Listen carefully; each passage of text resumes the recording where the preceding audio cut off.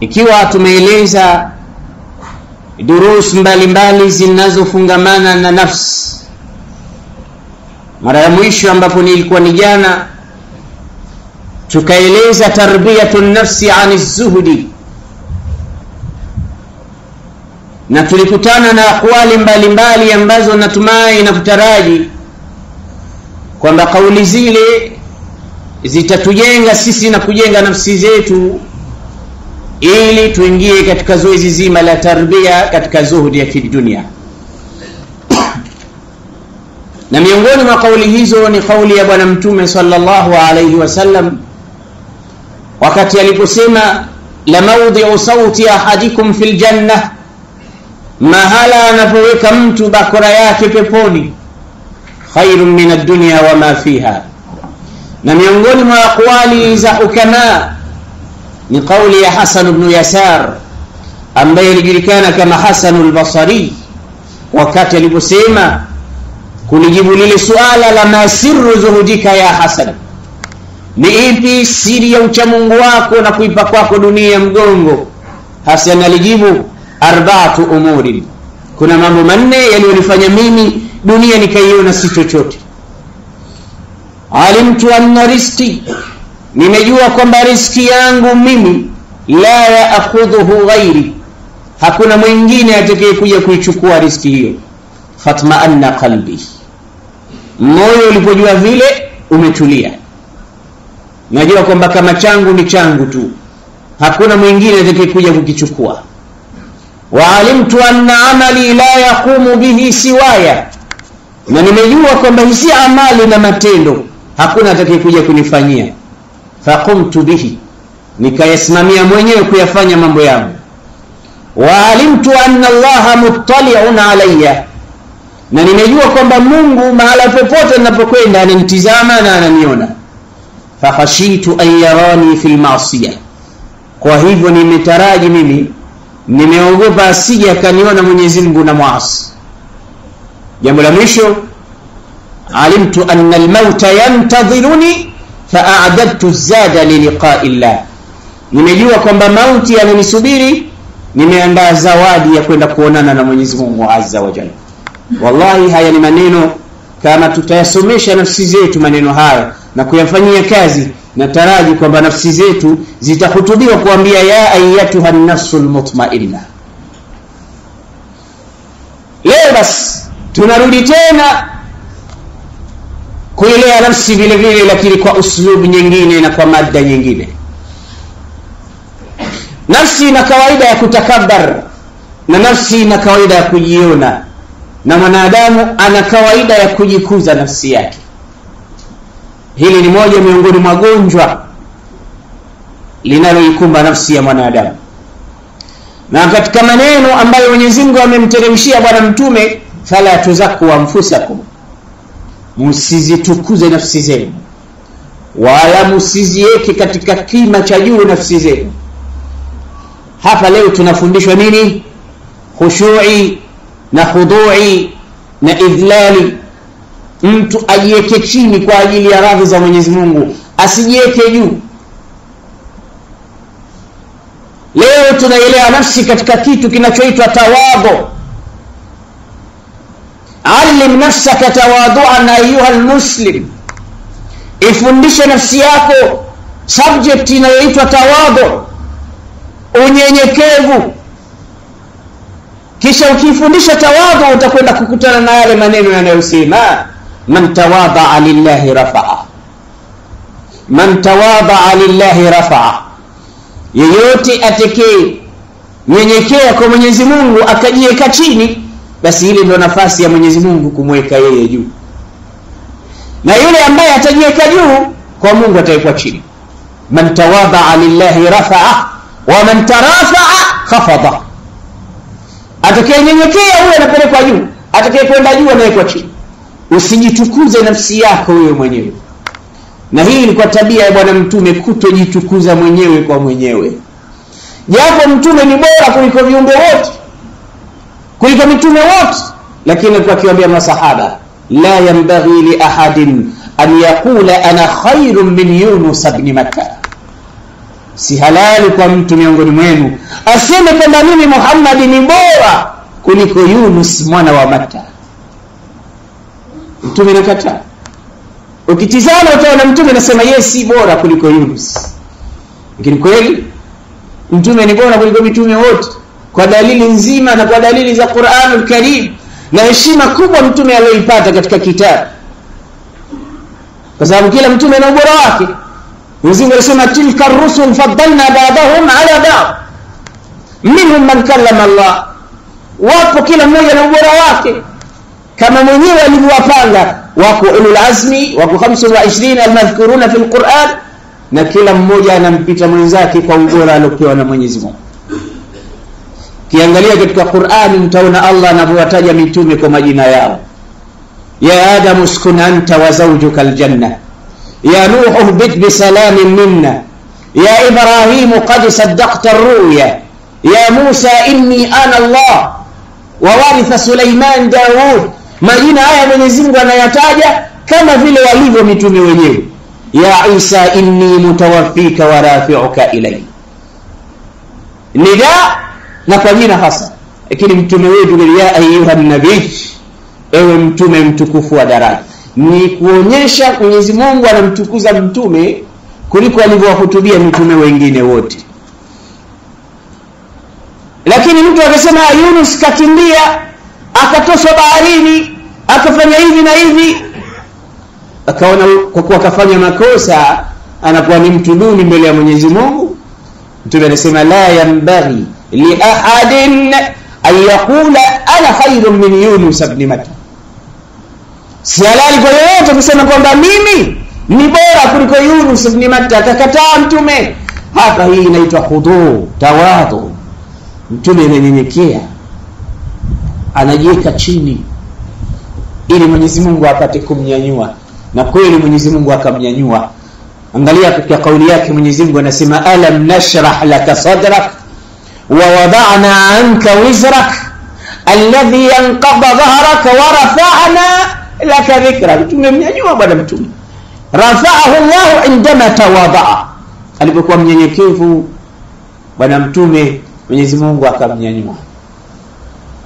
Na sisi tusiwe na tabia ya kujitukuza wenyewe kwa wenyewe. Usiipe nafsi hiyo cheo kikubwa ukasema ana kabiru qaumin fa'adhimuni, mimi ndio mkubwa basi leteni heshima zenu za hali ya juu kwangu. Nafsi inataka kila mara uidhalilishe, ndipo itakapomjua Mwenyezi Mungu Subhanahu wa Ta'ala. Fa shahwatun nafsi ma'a dhunub mujibatan qaswatal qulub. Hii nafsi na shahawa zake na pamoja na madhambi, hivi vitu viwili vinaufanya mpaka moyo unasusua, unakuwa qalbu qasi, hauna kabisa dhikri ya kumtambua Mwenyezi Mungu Subhanahu wa Ta'ala. Kwa hiyo leo tunaondokea katika subject ya khudu na khushu na tawadhu li ajli Allah. Musa ibn Imran anasimama khatiban. Hadith al-Bukhari عن أبي بن كعب رضي الله تعالى عنه أنسمى وقف موسى خطيبا. سيدنا موسى سكموجة alisimama mbele bani Israil anatoa khutba, anazungumza kuhusu kuwa encourage mambo fulani na kudiscourage mambo fulani na kueleza mambo ya khair. Fasalu, bani Israil wakamuuliza Musa swali, يا موسى هل في هذه الأرض أعلم منك؟ ewe Musa, hebu tueleze dunia hii aliyoumba Mungu, yuko mjuzi kukuliko wewe? Yuko anayejua zaidi yako wewe? Musa anauliza swali khatir jiddan. Sisi tunakusikia ulivyo mfasaha, labda unatuzungumzia na tuingia na ilmu kubwa unayo. Nuridu an na'rif, tunataka kujua in kana fi hadha al-alami man huwa a'lamu min Musa ibn Imran. Kama yupo kiumbe mwingine ambaye ni mjuzi kuliko wewe tuambie. Musa akasema la, laysa hunaka man huwa a'lamu minni, hakuna alikuwa anajua kuniliko. Ana a'lamu an-nas mimi ndio ninajua kuliko wote. Hadithi ya Mtume sallallahu alaihi wasallam inasema fa'atabahu Allahu ala dhalik, Mwenyezi Mungu akamlaumu sana Musa kwa neno lake lile. Alipoulizwa yupo mjuzi zaidi yako, hakupeleka ilmu kwa Mwenyezi Mungu. Nasema lam yarud almas'alata ila Allah, lam yarud alilma ila Allah. Haraka pale angeirudisha ilmu yote kwa Mwenyezi Mungu, akarudisha kila kitu kwa Mwenyezi Mungu. Lakini Musa akasema la, ana a'lamu an-nas, mimi ndo najua kuliko wote. Mwenyezi Mungu akaghadhibika na akamlaumu Musa, akamwambia ya Musa, hunaka 'abdun min 'ibadi yujadu fi majma'i al-bahrayn, hadha 'abdun huwa a'lamu minka ya Musa. Wewe Musa, kwa nini unawaambia Bani Israeli kwamba wewe ndio mjuzi kuliko wote? Lima lam turid almas'ala, lam turid almas'ala ila Allah, lam turud almas'alata ila Allah. Mbona unarudisha mas'ala haya kwa Mungu ukawaambia Allahu a'lamu min aljami'? Hilo lingetosha. Lakini unasema wewe ndio mjuzi kuliko wote. Basi si mjuzi kuliko wote, kuna mja wangu huyo yuko katika majma'i al-bahrain, mahala panapokutana bahari mbili, bahari ya Fursi na Rum. Hapo ipo mja wangu, huwa a'lamu minka, huyo ana elimu kuliko wewe Musa. Fa kaifa li bihi ya rabbi. Musa hapo akaanza kuuliza, na akawa na kiu ya kutaka kwenda kusoma kutoka kwake. Mtajuaje? Mtampataje? Nataka unionyeshe njia ya kwenda kumuona, liaqtabisa minha minhu al-ulum, nikasome kwake. Akamwambia idhhab ila majma'i al-bahrain, fama alamatu dhalik, nipe alama ya rabbi nikimkuta nijue kwamba tayari yupo. Akamwambia naam, khudh hutan min miktalib au fi miktalib, haithuma faqadta hutan fathamma, chukua katika kikapu chako samaki. Huyo samaki utembee naye mahala unapotembea, sehemu yoyote ambayo atakupotea samaki huyo, jua kwamba mja wangu yuko hapo, na huyo ndo ana elimu kukuliko wewe. Hakuitaka Mwenyezi Mungu ile nafsi ya kutaka kuona hakuna mwingine ambaye anaweza kumpita, hakuitaka, kwa sababu hii ilizua mambo mazito hata mbele ya Mwenyezi Mungu alipowaumba malaika na kumuumba Adam na kumpa mtihani Adam na kuwashinda malaika Adam. Mwenyezi Mungu akamwambia sujudu li Adam fasajadu illa iblisa aba. Wewe aliulizwa Iblis, kwa nini ukusujudu? Ya Iblis, ma mana'aka alla tasjuda idha martuk? Qala ana khairun minhu, khalaqtani min narin wa khalaqtahu min tin. Angalia, anajichukuza mwenyewe kwa mwenyewe. Mimi sikusujudu kwa sababu huyu na mimi bora kuliko yeye. Mimi umeniumba kwa moto, yeye umeumba kwa mchanga. Angalia nafsi inapojitukuza inakwenda wapi. Mwenyezi Mungu akamwani akamtoka, bia ukhruj, toka, fama yakunu laka an tatakabbara, huna wewe njia kabisa wala huna sababu ya kufanya kibri mbele yangu. Unajitukuza mwenyewe, ngoja utukuzwe na mtu mwingine. Wewe unasema wewe ni bora, unajuaje wewe bora wako? Ni bora mpaka kwa amri ya yule aliyokuumba. Akafukuzwa katika rehema za Mwenyezi Mungu kwa sababu hiyo. Kwa hiyo asije tena mtu akachukua tabia kama hizi za ujuba na kibri na adhama. Allah anasema al-azamatu ridai, al-kibriya'u izari wal-azamatu ridai. Hivi vyote ni vitu vya Mwenyezi Mungu na sifa zake. Al-kibriya'u ridai wal-azamatu izari, man naza'ani minhuma adkhaltuhu nari. Kibri ni nguo yake Mwenyezi Mungu, na adhama ni nguo yake Mwenyezi Mungu, yani ni sifa zake Mwenyezi Mungu azza wa jalla. Yeyote atakayezichukua sifa hizi, Mwenyezi Mungu anasema namchukua wa qadhaftuhu fi nari, namtia katika moto wangu. Hizi ni sifa ambazo anazo Mungu tu. Mungu anaweza kusema hakuna anayejua kuliko mimi, lakini mwanadamu wa fawqa kulli dhi ilmin alim. kila mtu alikuwa na elimu ajijue kwamba zaidi yake yeye yupo na mwingine na mwingine na mwingine. Kwa hiyo asijitukuze yeye mwenyewe kwa mwenyewe, nafsi ataipeleka pabaya. Bahari majma'il bahrain, nenda majma'il bahrain ewe Musa. Musa akachukua papa katika kapu lake, akamchukua na ghulamu fanyikazi wake anaitwa Yusha ibn Nun, nikamwambia twende pamoja. Wapi unakwenda ya sayyidi? La, natafuta elimu. Ameingia katika maeneo ya bahari, wakakuta mahali kuna jabali, wamechoka, wamepumzika. Allah anasema wa idh qala Musa li fatahu la abrahu hatta bilugha majma' al-bahrain au amdi huquba. Kaambia Musa kumwambia jamaa yake au mfanyikazi wake, sitoacha kwenda mimi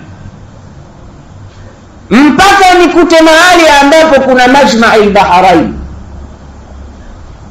Musa anamwambia Yusha ibn Nun, lana abraha hatta bilugha majma' al-bahrain au amdi huquba, au nitaendelea kwenda tu, kama sijamuona huyo mtu nitaendelea nakwenda hata dahara. Walipofika katika jabali wakaanza kusinzia kidogo kwa maumivu ya safari, wakalala. Falamma balagha majma'a bainihima nasiya hutahuma fattakhadha sabilahu fil bahri saraba. Pale alipolala yule papa akatoka katika kikapu akaingia katika bahari, kakamata njia huyo, wenyewe hawana habari.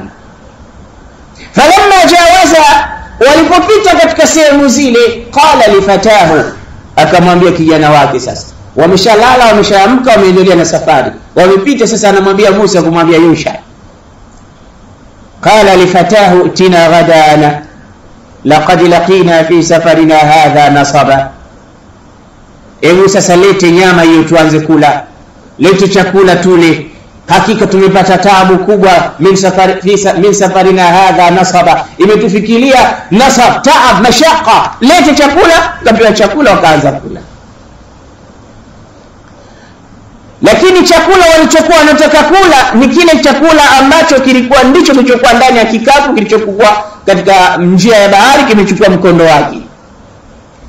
Anasema la, umeniomba chakula lakini angalia natizama kwenye kikapu chakula changu sikioni.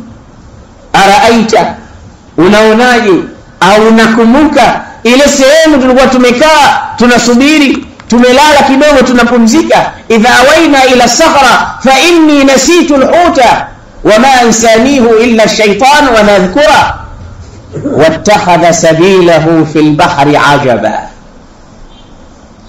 Pale tulipolala bwana, samaki alianza kupapatika, kisha akaruka kutoka katika kikapu, kisha akaingia ndani ya maji akaenda zake.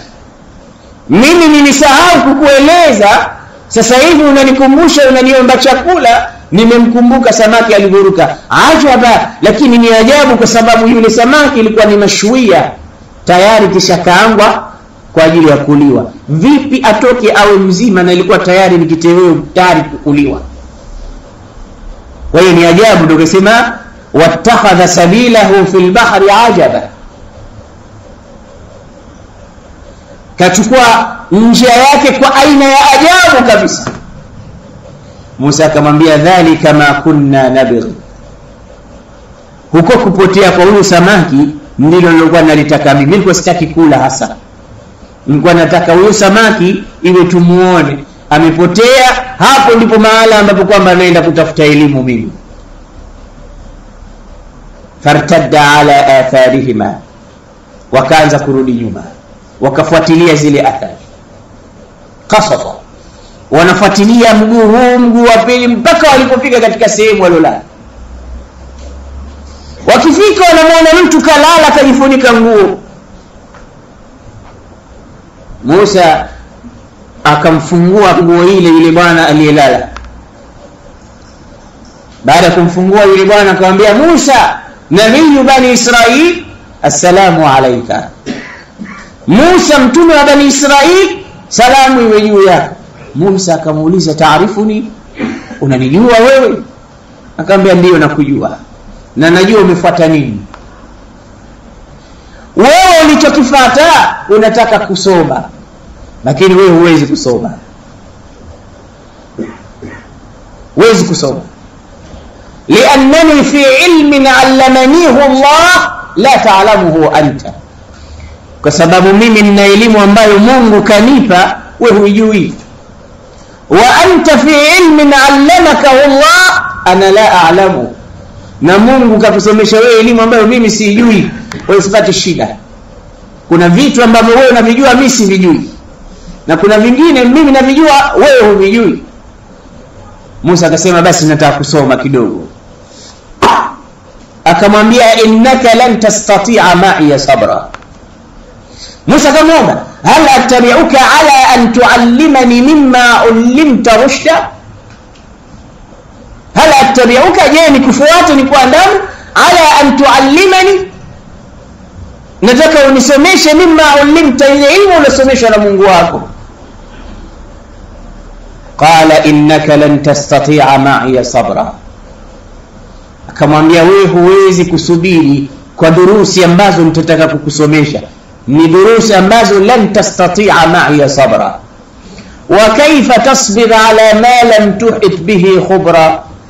Inawezekanaje wewe ukaweza ukasubiri vitu ambavyo hukupewa habari navyo, vitakusumbua sana, bora usije ukasoma. Anasema la ya Musa, kama la ya Khidri, nipe na nitasubiri. Satajiduni insha Allah sabira wala a'si laka amra.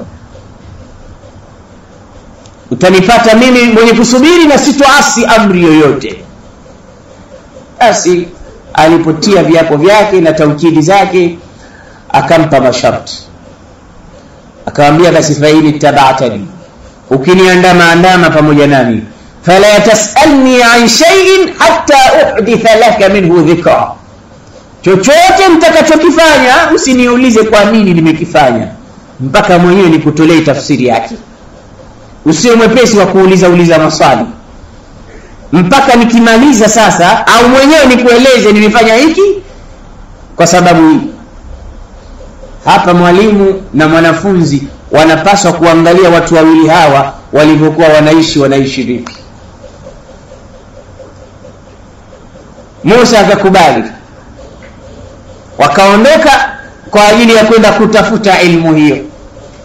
Mwenyezi Mungu anasema fantalaqa hatta idha rakiba fi safinati kharaqaha. Wakaingia ndani ya jahazi baada ya kupewa nafasi hiyo. Baada muda mchache tu yule Khadiri alipoingia ndani ya jahazi, akaitoa mbao miongoni mwa mbao zilizotengezewa jahazi lile, maji yakaanza kuingia, akaitoboa jahazi. Musa akakasirika sana, kwa sababu wale watu waliwaomba na wale watu wakawasikitikia na wakawachukua kwa kuwa wanamjua Khidri, wakamwambia tutakuchukueni bure kwa sababu ya fadla ya mtu huyu. Sasa mmepewa lifti katika jahazi, tena mnalitoboa linaingia maji. Musa akakasirika sana, akamwambia ya akhi, akhraqtaha litughriqa ahlaha. Unalipasua na kulitoboa jahazi, unataka wafi watu wake? Laqad ji'ta shay'an imra, hakika umefanya jambo kubwa sana, jambo la kwamba wenyewe wametusaidia, alafu wewe ndo mwanzo na waharibia chombo chao, na hawa maskini wanatafuta riziki zao. Akamwambia alam aqul innaka lan tastati'a ma'iya sabra. Alam aqul innaka, sikukwambia kwamba wewe lan tastati'a, hutaweza kukusubiri kwa haya nitakayokuwa nayo mimi?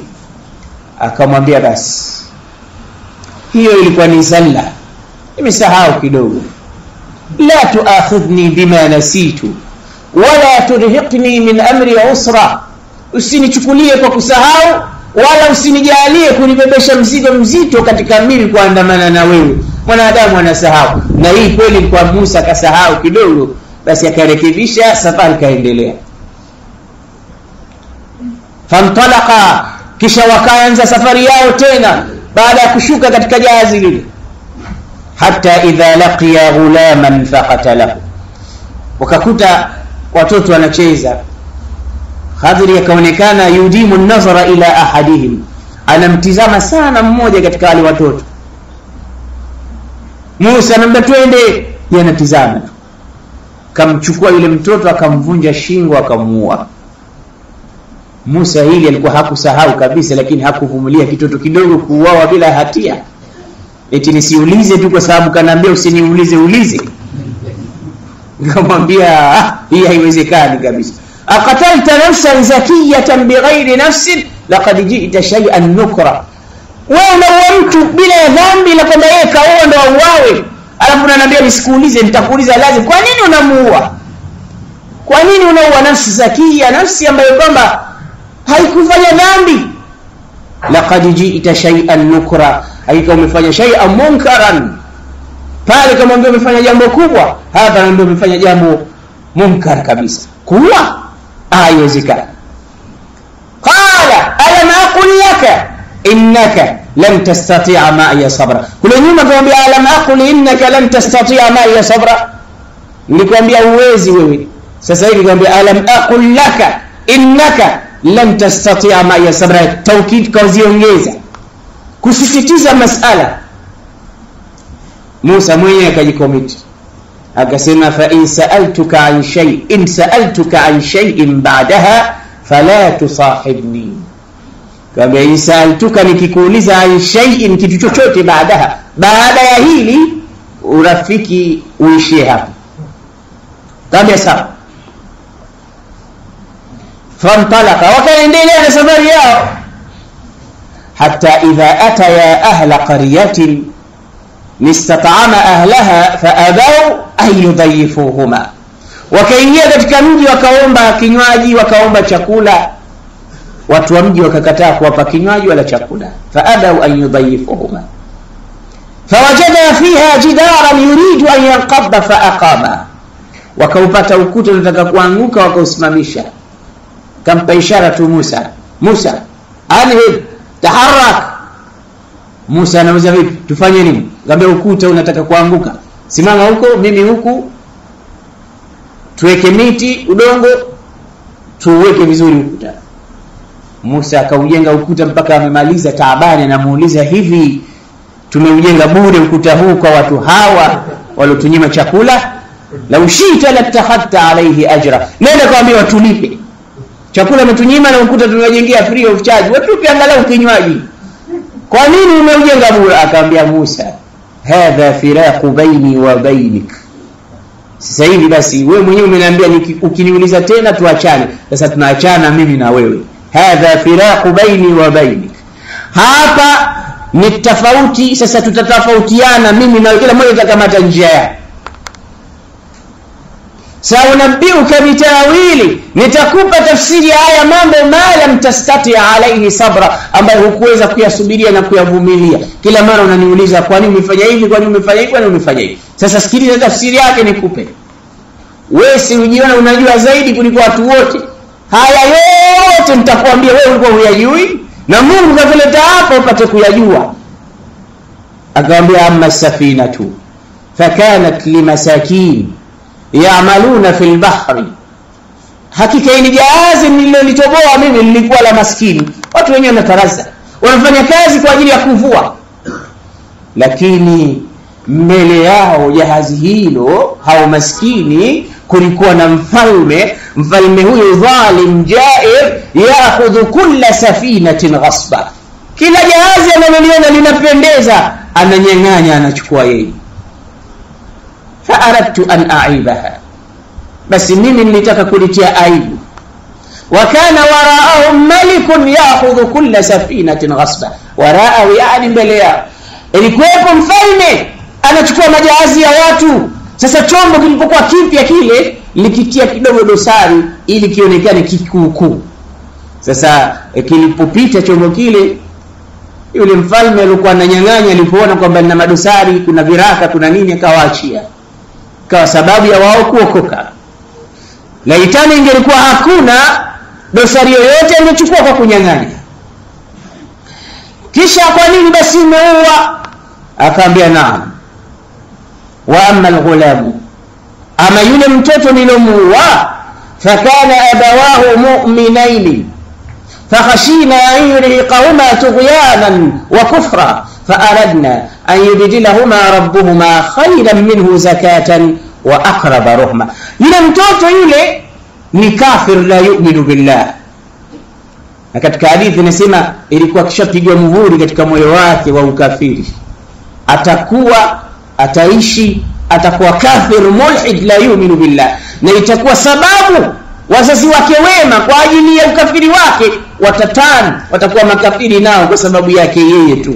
Sasa namuondoa huyu, wema wa baba wao ubakie. So kana abuhuma, anasema wa amma al-ghulam fa amma al-ghulam, ama huyu mtoto tumemuoa, fakana abawahu mu'minain, baba zake wawili walikuwa waumini wawili.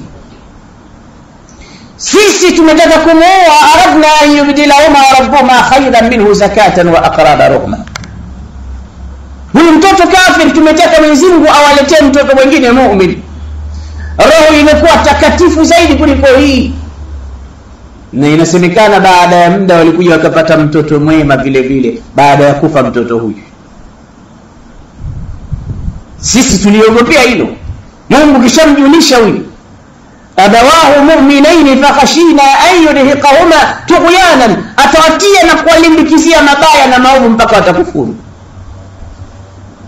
Sasa ukuta je, akamwambia wa amma aljidaru, ama ule ukuta tuliosimamisha, fakana lighulamaini yatimaini fil madina wa kana tahtahu kanzun lahuma wa kana abuhuma salihan fa arada rabbuka أن يبلغا أشدهما ويستخرجا كنزهما رحمة من ربك وما فعلته عن أمري ذلك تأويل ما لم تستطع عليه صبرا. هو كوته wenyewe ni watoto wawili mayatima. Watoto mayatima hawa katika ukuta kuna hazina imefichwa na baba yao, na baba yao kai kama agizo katika vitabu.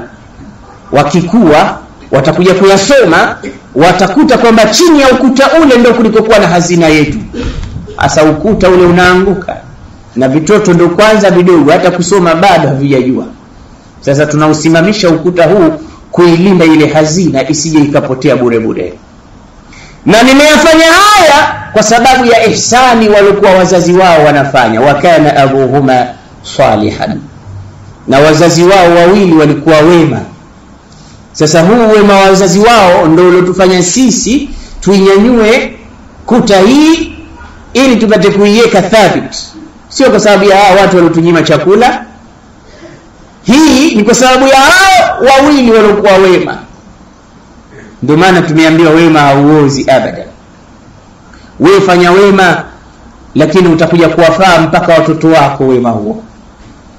Ndio Allah anasema waliyakhsha alladhina law taraku min khalfihim dhurriyatan dhi'afan khafu alayhim falyattaqullaha waliyaqulu qawlan sadida. Fanya wema ndugu yangu Muislamu, uone kizazi chako kitakuja kuwaje. Kwa ajili ya wema wako Mwenyezi Mungu atakichunga mpaka kizazi chako kitakachokuja hakitoteleza, hakitokwenda kombo kwa ajili ya wema wako wewe. Basi nimeyafanya haya, wama fa'altuhu an amri. Sasa angalia anavyofundishwa Musa. Hakusema hii ni elimu yangu mimi. Hata anamwambia sikuyafanya haya kwa amri yangu wala kwa elimu yangu. Nimeyafanya haya kwa amri ya Mwenyezi Mungu. Na alonijulisha haya ni Mwenyezi Mungu. Ndio maana ulama wengine wanasema Khidri alikuwa mtume kwa sababu ya haya mambo anamwambia Musa, wama fa'altuhu an amri dhalika tawilu ma lam tasti' alayhi sabra. Hii ndio tawili ya mambo hayo ambayo yalikuwa mazito kwako wewe Musa. Matatu, mtume alitamani Musa angesubiri zaidi yakafika angalau 10. Lakini Musa alikuwa ana tabia moja kama vile alivyokuwa akisifiwa katika Qur'an. Havumilii zaidi ya mambo yanavyokwenda. Hata alipokwenda kuonana na Mungu kuzungumza, akamwambia Mungu nataka kukuona. Rabbi arini anzur ilaik.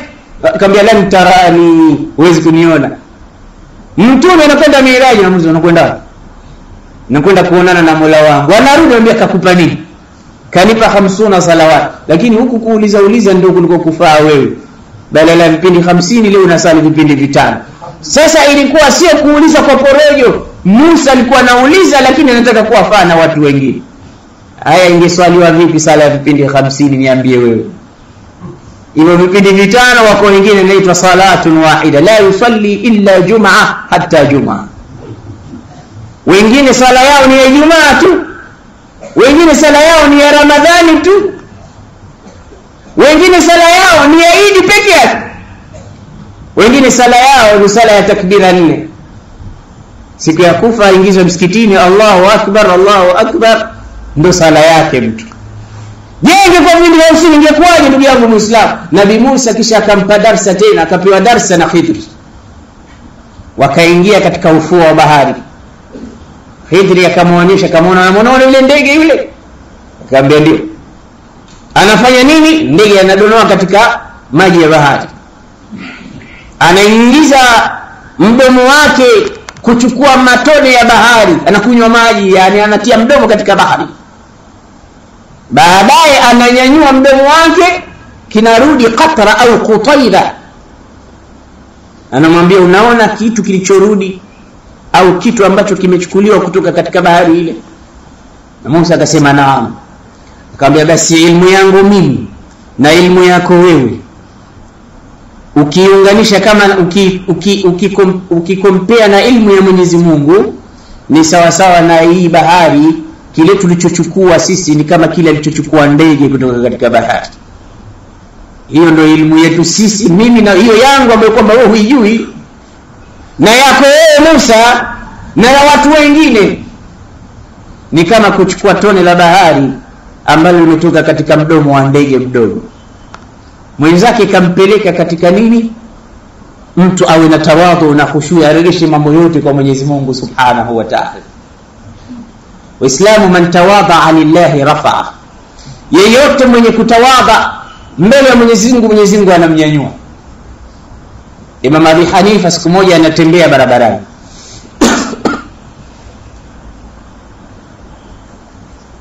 Huyu Imam Abi Hanifa, Imam Malik siku moja, Imam Malik waliwahi kuonana na Imam Abi Hanifa.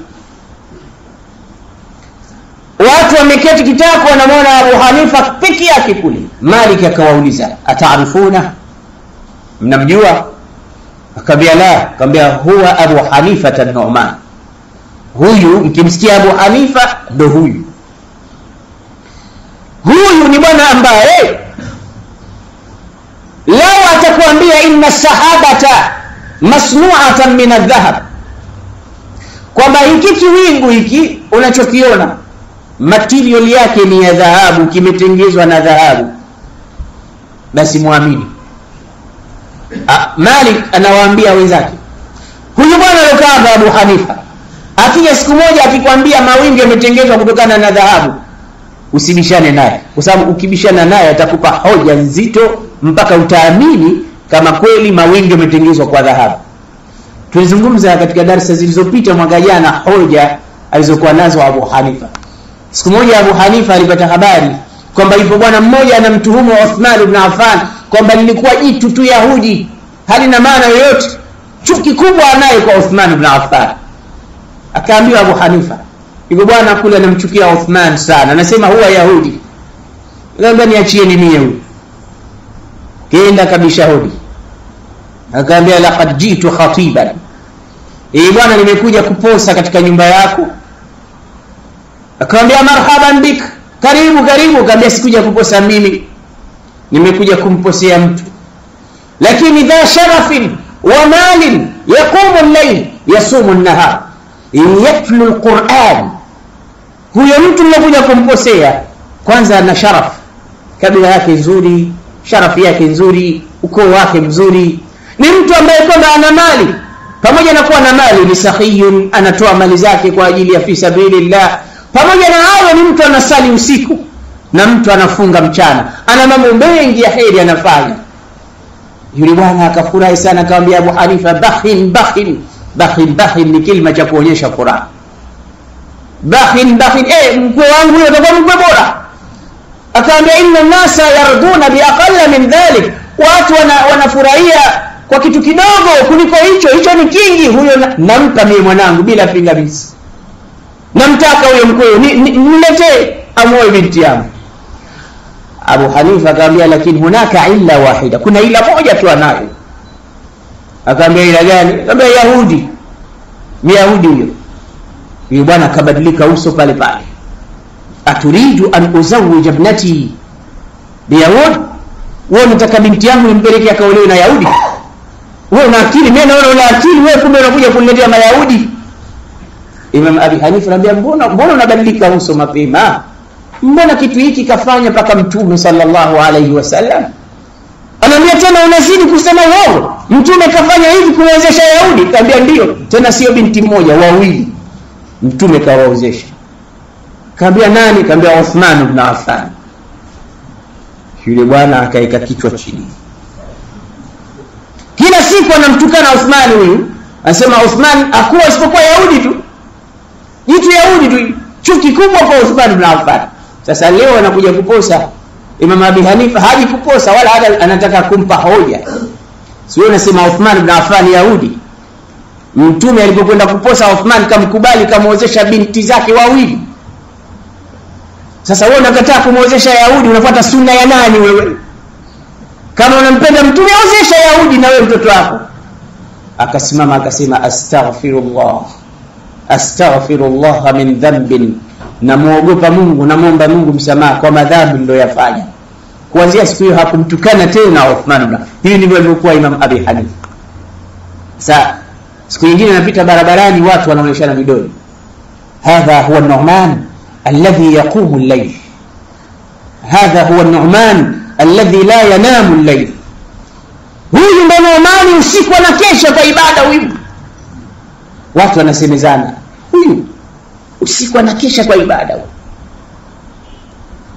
Abu Hanifa kaiona nafsi yake imedhalilika mbele ya Mwenyezi Mungu Subhanahu wa Ta'ala.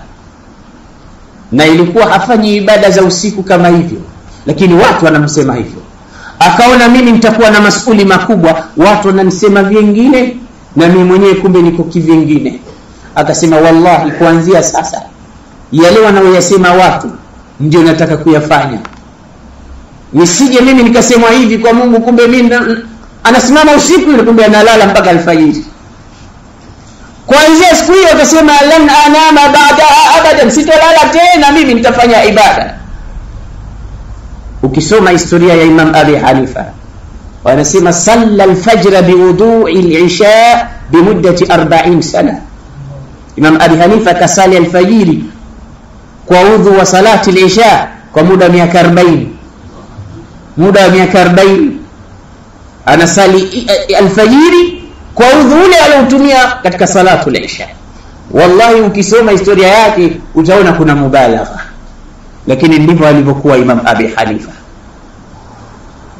Anaidunisha nafsi yake, anarufaishwa na Mwenyezi Mungu Azza wa Jalla. Watu wanamsema hadha huwa alladhi yaqumu al-layl, huyu anasimama usiku, kumbe asimami. Anasema sasa ndio wakati wa kusimama usiku, lisisemwe jambo ambalo mimi sifanyi mbele ya Mungu. Miaka 40 anasali al-fajr kwa udhu. Tena wanasema rubbama qaraa qur'anan kullahu, rubbama qaraa al-qur'ana kullahu fi rak'atayn ithnatayn. Siku nyingine akisoma Qur'ani yote kwa muda wa raka kwa ndani ya rakaa 2 tu. Qur'ani usiku anasali rakaa 2 tu, anasoma nusu katika rakaa ya kwanza na nusu ya Qur'ani katika rakaa ya pili. Abu Hanifa an-Nu'man anaeleza muarrikh mmoja, anasema laqad khatama al-Qur'ana 7000 marra fi al-makan alladhi dufina fihi. Imam Abi Hanifa aliwahi kuhitimu Qur'ani kwa kuisoma mara 70000, 7000 mara 7000, mara 7000 katika sehemu ambayo amezikwa Imam Abi Hanifa. Sehemu alozikwa kaisoma 7000 mara Qur'ani, kaihitimu mara 7000. Nani anaweza kuyafanya hayo yote? Ni ibada nzito mno, lakini watu walikuwa kizifanya kwa sababu ya kuzipeleka juu nafsi zao. Siku nyingine aliingia ndani ya Al-Kaaba, pale katika mlango wa Al-Kaaba aliweka nadhiri siku akienda huko atasoma kitabu cha Mungu chote. basi akaingia ndani ya Al-Kaaba usiku mpaka alfajiri, ametoka amemaliza kusoma Qur'ani yote. Sisi tunakwenda, imamu anasema alhaakumut takathur katika salatu tarawih, tunamsimanga. Imamu gani? Anasoma sura refu kweli kweli, kuna Allah ni sura refu, unataka nini wewe? Msahafu au sura juzu nzima mtu anakimbia, akiona tarawih na saliwa juzu kwa sababu sema imamu anakaa sana. Bwana unasimama mpaka unavimba, damu yote inateremka miguuni. Anaogopa kukaa. Wenzetu walikuwa wakisoma vipi Qur'an? Qur'ani yote mtu anaisoma kwa muda wa usiku mzima. Hii ni tawadhu ambayo watu waliifundisha nafsi zao, farafa'ahumullah. Nikupeleke kwa bwana mmoja anaitwa Darweshi wa Basra, Abidul Basra. Jina lake alikuwa akiitwa Amir ibn Abdullah al-Tamimi. Siku moja bwana mmoja alibahatika kusafiri katika msafara ambao huyu bwana yumo. Akasema ulipoingia usiku nilimwona Abdullah ibn Abdullah, Amir ibn Abdullah anaanza kuchukua virago vyake, nguo zake anafunganya vizuri, alafu anajificha sehemu katika kichaka. Nikaamua kumfuata nimpeleleze anafanya nini kichakani. Anasema usiku mzima nilimwona anasimama anasali. Yule bwana anatizama, mara usingizi unamchukua, analala, akiamka anamtizama, anamuona bado Amir yuko katika sala.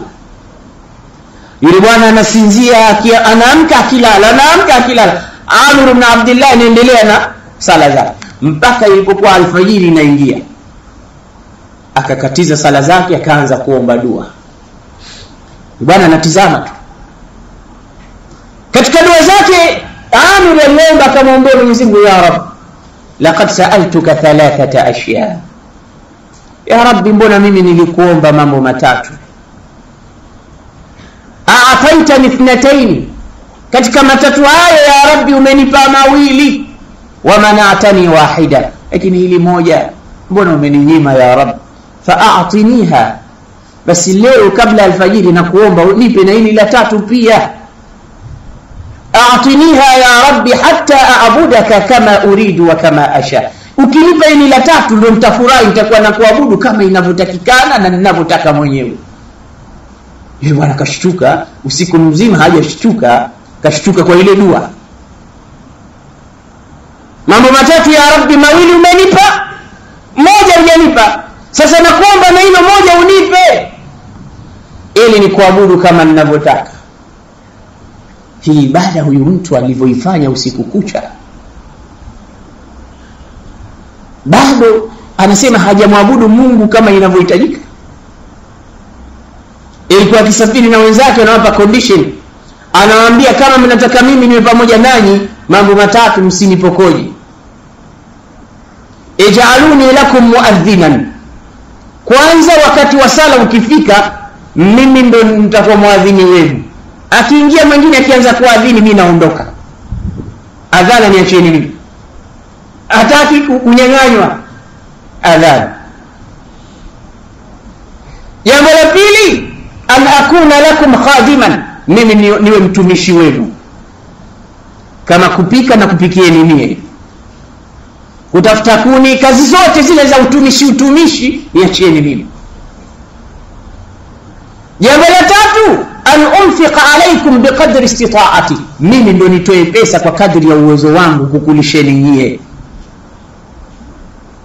Kama matatu haya atayaingilia mmoja katika kati yenu, basi nahama kundi lenu. Ilikuwa watu wakiondoka kwenda katika vita, anachagua na waita watu kama 10 wangapi, anaambia je, mnataka niwe pamoja nanyi? Wakimwambia naam, anambia basi shuruti na kupeni. Mimi ndo muadhini wenu, mimi ndo khadimu wenu, mimi ndo bosi wenu wa kutoa pesa. Hapa hajitukuzi Abdullah ibn Amir ibn Abdullah, anajidhalilisha, anaidhalilisha nafsi yake. Mimi ndo khadim, utumishi wote nitatumika mimi. Niulizeni mimi, chakula kimeiva au bado? Chakula tayari au bado? Kama mtu anahitaji niambieni mimi, toa pesa za kitu fulani. Wakati wa sala ukifika niambieni mimi, adhini. Hiyo ndo kazi ninayoitaka mimi. Basi ilikuwa watu wanamchukua. ikiingia wakati wa sala akiadhini mwingine asiyekuwa yeye anahama kundi lile anakwenda kundi lingine, anawaambia vile vile, wakikubali anaendelea nao. Sisi tunakerwa na mambo mengine kabisa ya kidunia. Amir anakereka akiingiliwa katika mambo ya kidini ambayo imeka agreement nao. Yule bwana alipomuona anaomba dua zile, macho kwa macho akakutana. Amir akitizama huko anamuona yule bwana anamchunguza. Akamwambia, fulani wewe uko hapa kuanzia muda gani? Anambia, kuanzia usiku niko hapa na kuona unavyosali. Akasema katika mambo alikuwa siyapendi kuonekana ibada zangu ninavyozifanya. Sipendi mtu anione vipi ninafanya ibada mimi. Akamwambia, basi nakuomba kwa hisani yako usiende ukanitangaza mbele ya watu umeniona nimesimama usiku kucha. Usiende ukanitangaza. Ingekuwa mimi na wewe ungeambia basi nenda katangaze, waambie fulani bwana jana kakesha. Lakini nasema kwa hisani yako usinitangaze. Yule bwana akasema sitokutangaza lakini kwa masharti. Ukitaka nisikutangaze uniambie zile dua zile mko unaomba umeomba nini Mungu. Yule bwana limempata sana nile la mambo matatu. Mmoja hujanipa, mawili umenipa. Anataka kujua ni yapi anaye kaombe. Walikuwa wanachoyo katika mambo ya kheri. Na Allah sema wa fi dhalika falyatanafasil mutanafisun. Anasema tena fastabiqul khairat. Kimbieni katika mambo ya kheri, ndio mkimbizane, competition katika mambo ya kheri. Sio competition katika mambo ya shar na batil. Akaambia usinitangaze, akamwambia sikutangazi lakini iwapo utaniambia ma hadhihi al-umuru thalatha. Ni mambo gani haya ulikuwa unamuomba Mungu wako? Mawili amekupa, moja hajakupa. Niambie na mimi. Ukiniambia hayo wallahi sikutangazi maadamu uko hai. Akamwambia basi kama hiyo ndio sharti yako nitakuambia. Jambo moja nilimuomba Mungu nikamwambia, ya Rabbi nakuomba usinijalie mimi kiumbe chako nikawa namuogopa mwingine asiyekuwa yeye. Nijalie mimi duniani simuogopi isipokuwa Mungu. La akhafu ghayraka ya Rabb. Nijalie nisiwe na hofu ya mtu yeyote isipokuwa Allah. Fastajaba Allahu li. Hili Mungu amenipa. Wallahi ana la akhsha ahadan fil ardi wala fis samaa illa Allah. Mimi hapa unaponiona siogopi kiumbe chochote wala yeyote, awe duniani awe mbinguni, isipokuwa Mungu mmoja tu ndiye ninayemwogopa mimi. Hilo Mungu amenipa na mimi niombe alhamdulillah umenipa. Na la pili anasema laqad kana ashadda shay'an alayya an-nisaa.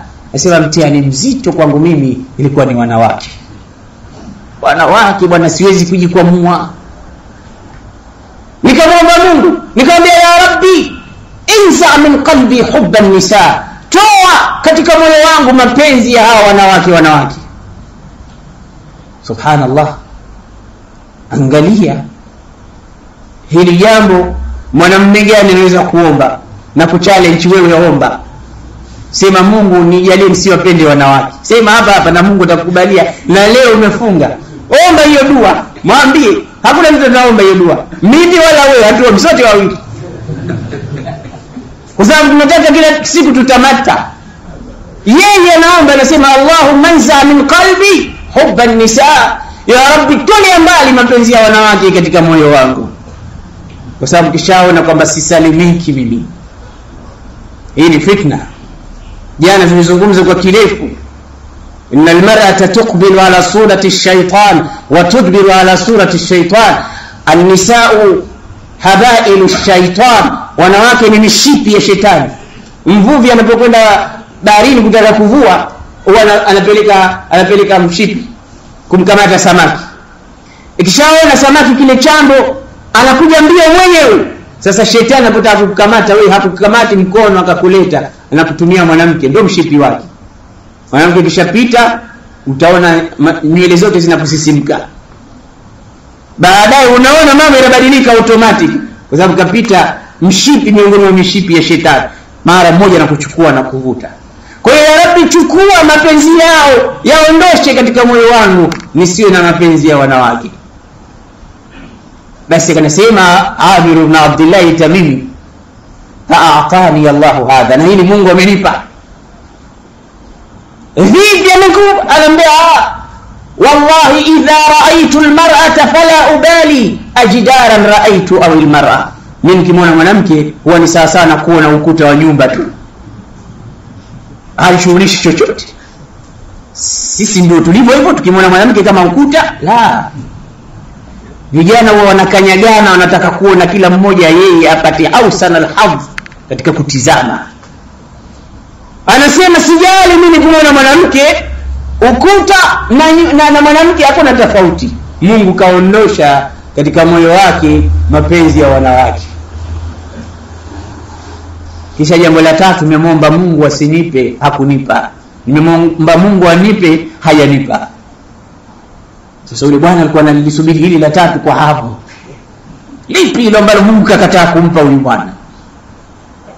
Nikamwambia ya Rabbi irfa an-nawma an aynaya, ya Rabbi niondoshe usingizi machoni mwangu, hata a'budaka bil-layli kama a'buduka fi an-nahar, ili nikuabudu wakati wa usiku kama ninavyokuabudu wakati wa mchana. Yule bwana aliposikia ile akasema rifqan bi nafsik, jihurumie. Alisikia usingizi pia naomba usije. Rifqan bi nafsik, bwana wewe jihurumie.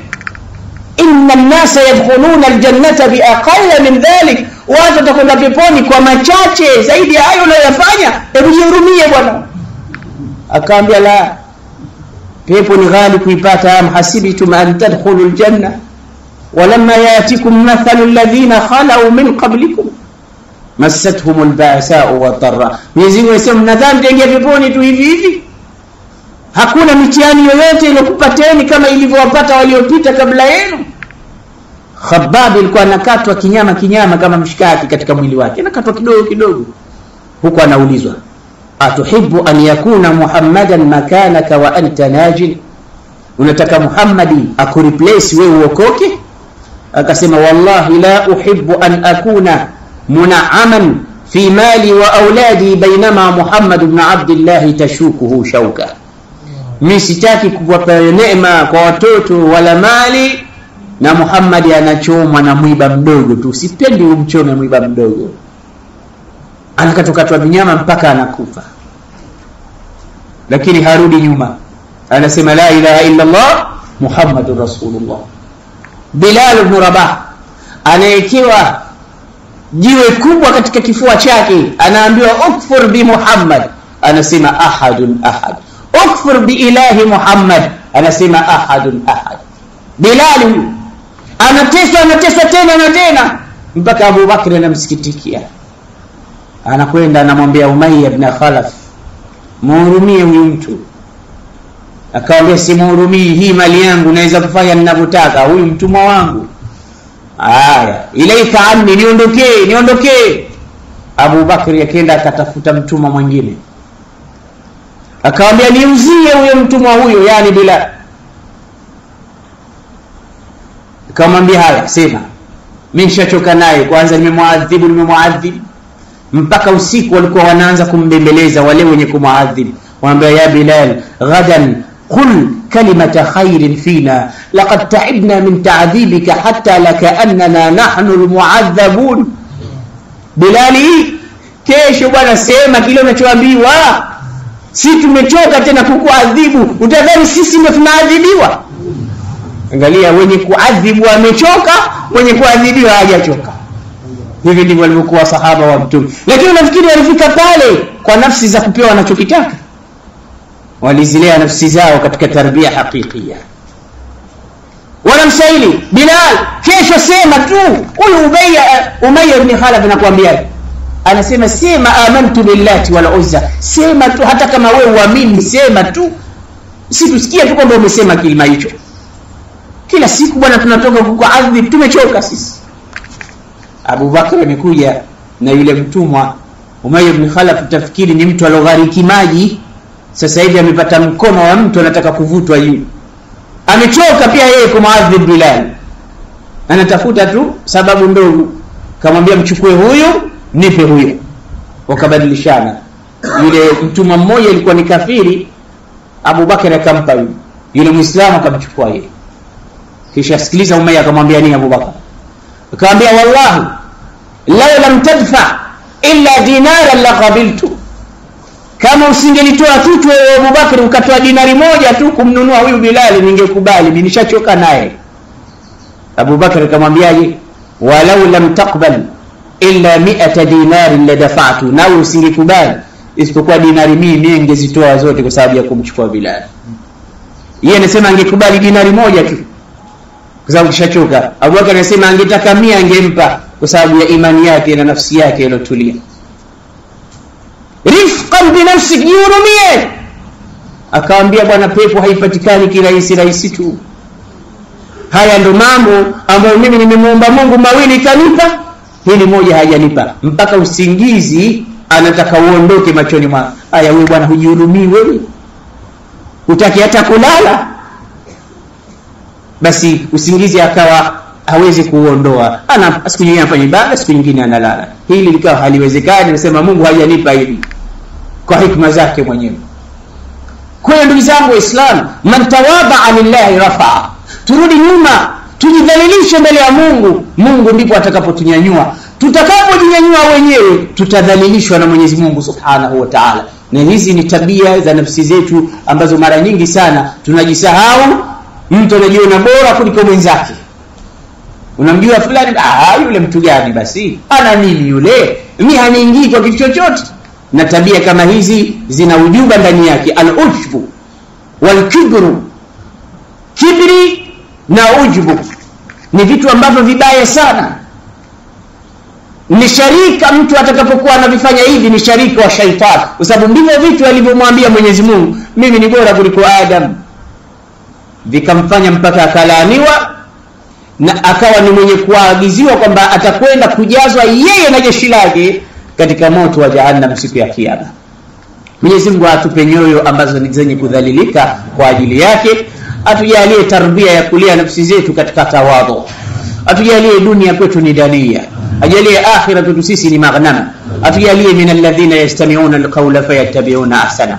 Bismillahir Rahmanir Rahim. Alhamdulillahi Rabbil Alamin wassalatu wassalamu ala Rasulillah sallallahu alayhi wasallam. ربنا لا تزغ قلوبنا بعد إذ هديتنا وهب لنا من لدنك رحمة إنك أنت الوهاب. ربنا وآتنا ما وعدتنا على رسلك ولا تخزنا يوم القيامة إنك لا تخلف الميعاد. ربنا أرنا الحق حقا وارزقنا اتباعه وأرنا الباطل باطلا وارزقنا اجتنابه. اللهم أعنا على ذكرك وشكرك وحسن عبادتك. اللهم تقبل منا إنك أنت السميع العليم وتب علينا إنك أنت التواب الرحيم. واغفر للمؤمنين والمؤمنات والمسلمين والمسلمات الأحياء منهم والأموات.